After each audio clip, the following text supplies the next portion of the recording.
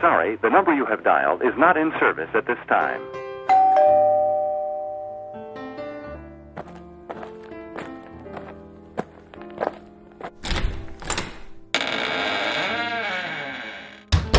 Good morning, good afternoon, good evening, and welcome wherever you may happen to be. This is Scribbler, a portal to fiction, and I'm your host, Ben Wustenberg, brought to you today by the letter G. Now, brought to you on BTC-TV, channel 13. And today I'm reading to you part 3, I think, something like that, of Cinderella and Her Sisters, my novella. And I'm hoping you're going to like it. I hope you had a good Christmas or vacation or day off or whatever you want to call it. Everybody has their own thing to call it. And we did. We had, 14, 15, 16 for brunch. And it was quite a success. And of course it always is because, we prepare. That's the secret to everything, preparation. And so, I'm going to read this and hopefully not screw it up too much. And let's take a look and see how it goes. Anna makes her way into the kitchen where Agatha stands in front of the wood stove with her hands on her wide hips and watches Anna bringing the sheets in to dry. Agatha, the cook, is a large woman from Trieste with a low, raspy voice that sounds more suited for a man. She's older and looks worn down with endless wrinkles that line her face like a faded piece of crumpled up paper. Her dark hair is tied behind her head under a kerchief, but there are gray wisps hanging down and they stick to her sweaty face. The kitchen smells of boiled cabbage, potatoes, garlic, and herbs. There is no meat. Why do you insist on hanging the sheets outside where they'll freeze? Because if I hang them in here first, you'll have water all over the floor. At least this way, most of the water drips out. Do you want the floor to freeze overnight? It does anyways, Agatha says. But not as much, Anna's quick to say. It doesn't matter anymore. It doesn't matter. It mattered last week and the week before. What makes it so different today? Today's today. Every day's the same, isn't it? I tell you to wring the sheets up before you bring them in, and you still hang them up outside, as if it's still summertime. They freeze before the water drips out completely. It's the same argument every week. But it gives me time to do other things, Anna says. What other things? Do you mean help me? Agatha asked this with a coarse laugh, and her body shakes. You didn't do anything but sit on that old block of wood hugging the washtub to keep you warm. I can think of letters to read to the soldiers, Anna says. Did you? Or maybe write a letter home for someone. Again, did you? There's always something to do for them. I can always clean bedpans if I have to. Yes, you can. But today, all you did was sit in the snow with your one cigarette. You've proven yourself a real comfort to the soldiers, Agatha adds dryly. They deserve that much at least. At least, Agatha agrees. What? We have to do something for them, she insists. Says who? Agatha asks. It's why we're here, isn't it? I don't know. You tell me, Agatha says, and turns back to the cabbage on the large stove. It's our duty to do something for them. There's a war going on, in case you haven't noticed, Anna says, and looks at Agatha from over top of the sheets. And your working here has nothing to do with the food you take home to your family every night, Agatha says over her shoulders, speaking into the emptiness. Anna's silent for a moment, her silhouette visible through the sheets, unmoving. I'd be here just the same, she says. I'm sure you would, Agatha laughs. I can see you're a true patriot. Then why are you here? Me? There's a war going on, she says with a laugh. In case you haven't noticed, she adds. She's silent for a moment, and Anna thinks that maybe the woman's just being cynical. She doesn't want to take a chance to look at her from behind the sheets. There's no point, she tells herself. She thinks she's just as patriotic as I am, and maybe she is. She might even have been through as much as I have, lost as much, or maybe even seen more than I have, and maybe that's the reason she's like that. She's probably one of those women who believed in the empire once upon a time, like Papa did.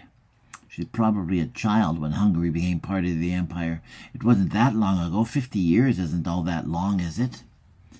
I do what I have to do in order to survive, Agath says finally. I told you, my husband died years ago, and then my son left me as soon as this damned war began.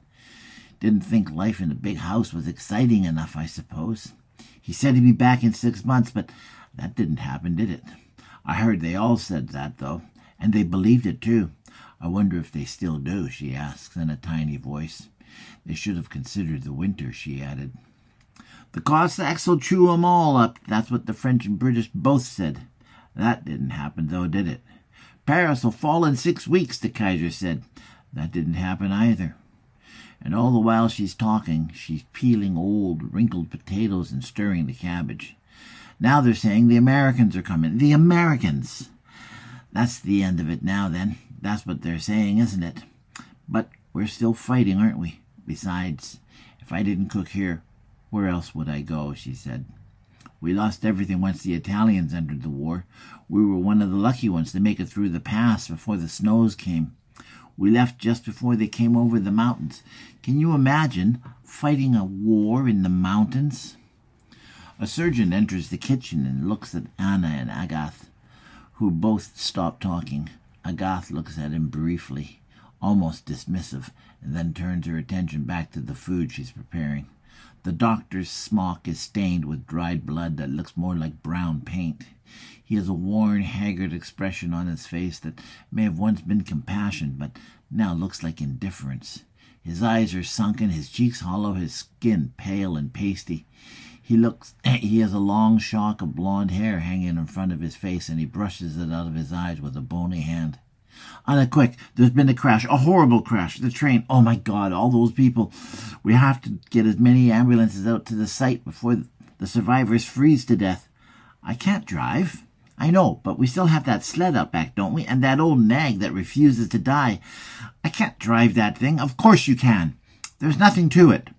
She's a good horse. The fact she's old, the only thing that saved her from this war, Agath says. Like me, they leave the old ones to starve to death, or else we freeze at home, which is a lot better than starving, I suppose, or freezing to death on the top of some mountain you've never been on in the first place if it wasn't for this damned war. Must you always, the surgeon says with a slow sigh. There are equal amounts of fatigue and annoyance in his voice. His cadaverous body looks like it's being squeezed by an invisible hand, and he shrugs his thin shoulders as he turns to look at Agath.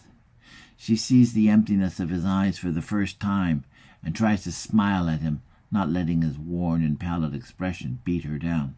Always what? She asks without remorse. I don't want to be here any more than you do, or anyone else for that matter. Your constant reminders of what brought you here, or why you're here at all, are getting tedious. What brought me here? You don't know what brought me here, you son of a bitch. How dare you presume to know me, or even think you know me, she says, the anger rising in her voice. I don't see you when I walk through the wards at night, praying I don't find my son, or if I do, that at least I'll be a comfort to him in the last hours. I'm sorry you haven't been able to find him, the surgeon says softly, without any emotion. An obvious lie, Anna thinks. But that might be for the best after all, don't you think? I'm sorry if it sounds like I have no feelings towards you or no sympathy, but I have none left to give. Yes, coming here is just another place to die, isn't it? Agath says. We do what we can under the circumstances. I'm sure you do, but it's always under circumstances with you people, isn't it? You've all given up, haven't you? We haven't given up. If that were the case, why would we be going out in the middle of a snowstorm to rescue the survivors of a train wreck? We do what we can because we have to. That's what doctors do. That's what more people should do. And if more people did the same, maybe we wouldn't be here. But anyone I bring back is going to freeze to death, Anna points out. They might, and they might not, but they'll certainly freeze to death if you don't try, the surgeon says testily. Why don't you ask her if it's worth doing? It might not be her son, but it's someone's son. I'll help find some blankets for you, Agathe says defiantly. She's not about to apologize to the doctor, and Anna knows it. Agathe is not the sort of woman to let herself be intimidated by any man, doctor, soldier, priest, it doesn't matter. Anna has seen Agathe in confrontations with several of the doctors and nurses here, as well as the priest. She's always been an intimidating factor because of her size. I'm sure there must be some somewhere. And then I'll help you with the sled, she added, taking the pots off the stove. There you go. You get to meet the cook. There's always a cook, isn't there? Just like there's an engineer in every sci-fi, like Scotty.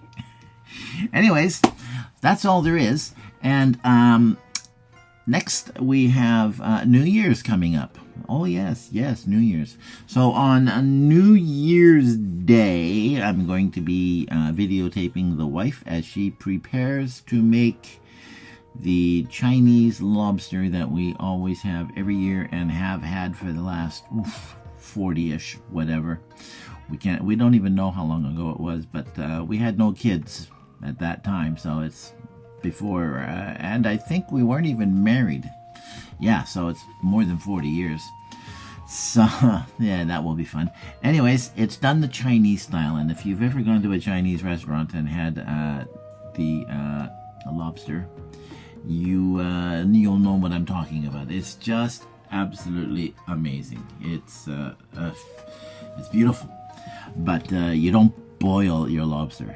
It's such a waste when you have boiled lobster. When you go to the store, to the restaurant, and you buy lobster, all you're getting is the tail. It's like, God, you don't get anything. It's like, what a waste. What a waste of money. You spend $30-40 on a little piece of tail. I should rephrase that, but I'm not going to. $30-40 on a piece of tail. Yeah, okay. So, but with the creamed lobster, you get every part of the lobster, all of it.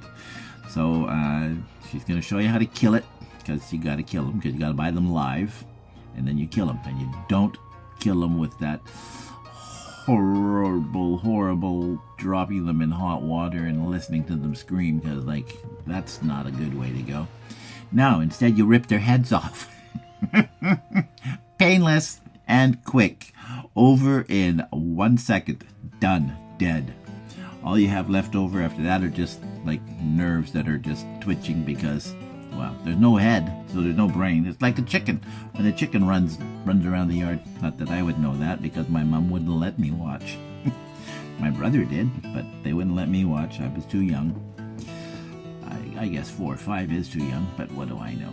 Anyways, the lobster is amazing, and so we're going to videotape it, and I'm going to put it on this after I finish doing the reading, but it's going behind a paywall. So the reading is going to be free. It's always going to be free.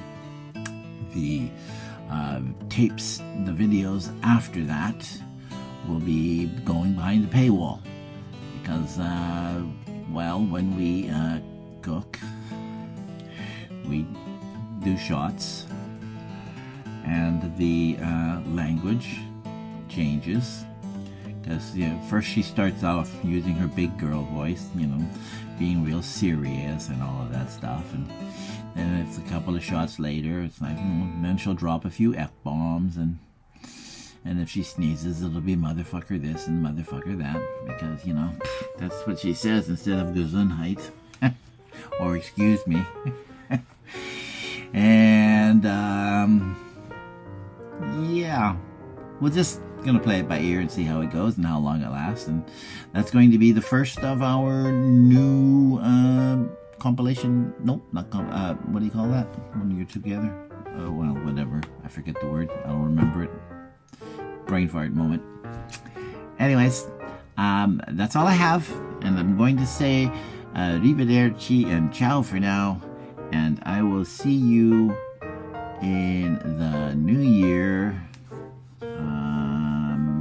Yeah, because this is Friday, and this comes out Sunday, and then yeah, it'll be the new year when this comes out. Okay, so there we go, and have a good one, and enjoy the show.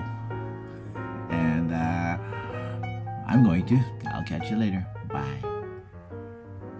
What are you doing? Do you know what time it is? It's bedtime. Oh, I'm sorry. Yeah, I gotta go, man. I can't be hanging around here, okay? I'll catch you next week, okay? Remember, New Year's, the date.